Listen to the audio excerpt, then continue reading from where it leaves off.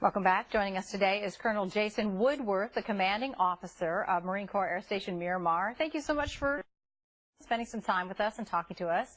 We are so excited to hear about what's going on this year at the base. But let's begin with something that's been a hot topic lately, and that's security on the base. And there have been some folks that have gotten onto the base one way or another. And, tell us a little bit about why it's so important that people who are not in the military, not authorized to be on base, not cross those boundaries. Well, Bridget, thanks for having me today. It's really important that we get out and talk to the community because we do our best to be the best neighbors we can every single day.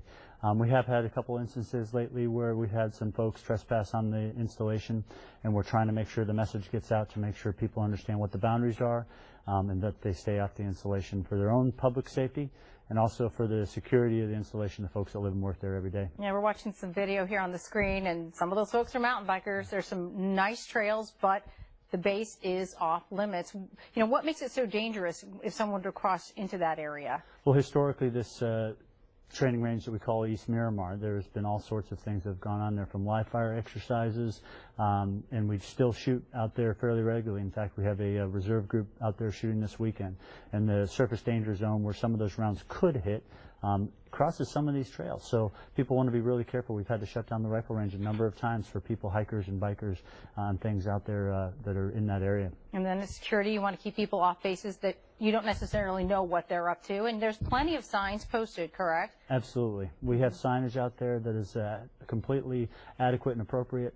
Sometimes those signs are taken down. Sometimes those signs are damaged or vandalized, but the signs are out there, and pretty people clear. should know where And they're going. you're getting the word out. You're talking to different communities too. That's right. We work really closely with San Diego Mountain Bike Association, their community group that helps us get the message to mountain bikers specifically.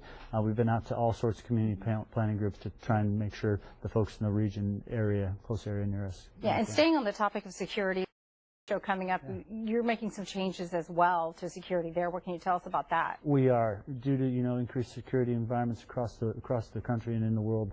We have made some changes. We're going to be requiring clear plastic bags this year for the air show.